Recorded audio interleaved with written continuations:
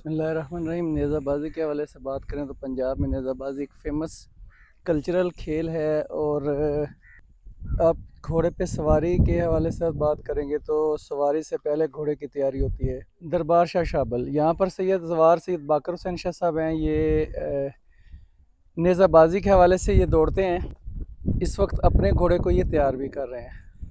पंजाबी से गल कर लईए मेरा ख्याल है। जी जी शाह जी, घोड़ा तुसी दौड़ांदे हो नेज़ाबाजी के हवाले नाल।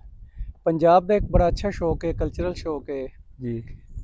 कदों तो ये थोड़ा शौक जारी है और कितना अरसा हो गया? ऐसे ही थोड़ा उस्ताद कौन है? 30-35 साल तो 36-35 साल हो गए जी दौड़ते पे हो। दौड़ते पे हो जी। उस्ताद साडा मिर्ज़ा मोहम्मद अफसर आ जी मुगल कादरपुर तो, अल्लाह पाक जन्नत देना। अच्छा शाह जी, ना ये शौक थानू कोई वेख के लगा या खानदानी तौर ते थोड़े ये जी खानदान? सैयदा एक बाबा कुर्बान शाह ललियां दा काजमी सैयदा जी, उस सन इस ध्यान लाया जी पौन होर काम आन जी। जी हाँ।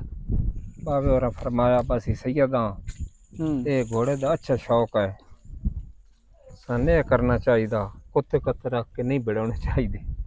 तकरीबन माला तो 24 घंटे जी तकड़ा कोई जानवर भी है, मझ है, गां है, घोड़ा है, जानवर जेड़े भी है उस 24 घंटे तकना तो होंदा ना जी। बगैर तके तो या बगैर संभाले तो रह नहीं सकते।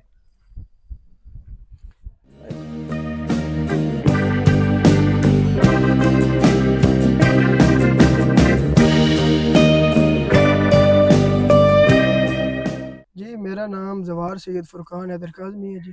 मैं सरदारपुर नून नाल तलक रखने वाला।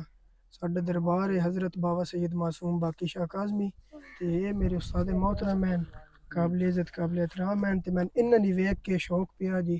ते सब तो वड्डा अगर मैं किसी सवार दा फैन हाँ ते ओह हैं। अच्छा जी, नेज़ाबाजी ते साडा शोबा जी।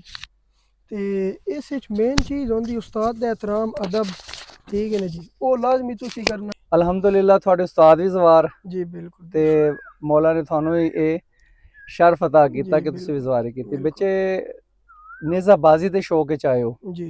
क्यों आए हो और की सोच के आ रहे हो? आजकल के नौजवान तो मोबाइल तो बाहर ही नहीं निकलते।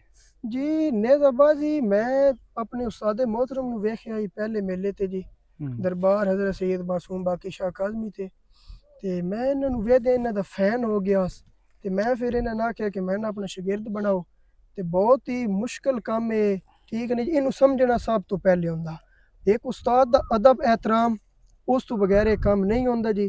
ते बाकी जेह्ड़ा नेज़ाबाजी ये सीखनी पौंदी जी। ते ये मैन शौक भी आ ते बाकी ये साढ़े बाऊ अजदाद दा भी शौक आई घोड़े। ये बाकी जितने को बने रहन जी घोड़े असल रखे तो साढ़े बाऊ अजदाद है ना जी सईदा जी। अच्छा ये 10 बच्चे जी कितना टाइम हो गया इस हुण तेन कितना जो पीरियड उस्ताद को आया होया है? जी मैंने इन्हां कोल आया तकरीबन 4 महीने हो गए 4 महीने जी। हो गए। किला की कुछ शिला जेह्ड़ा सिक्ख्या? मारन लग पे हाँ अच्छा, जी।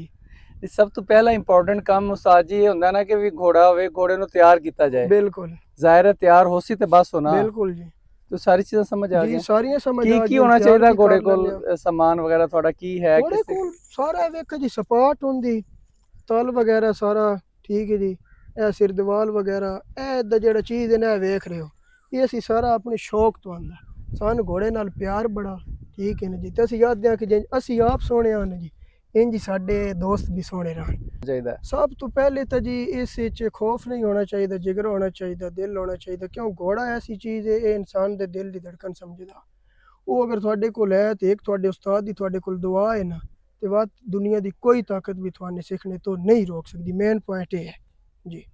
अच्छा इस तरह है जी कि आगाज़ सफ़र है बच्चे का और काफ़ी खूबसूरत गुफ्तगू भी कर रहा है। तो इन्होंने उस्ताद भी कह रहे सन कि माशाल्लाह बच्चे च टैलेंट है। देखते हैं कि जी आने वाला दौर जेड़ा है ये इस कायम रहिंदे या फिर ये शायद जी मोबाइल वाल टुर जाते हैं।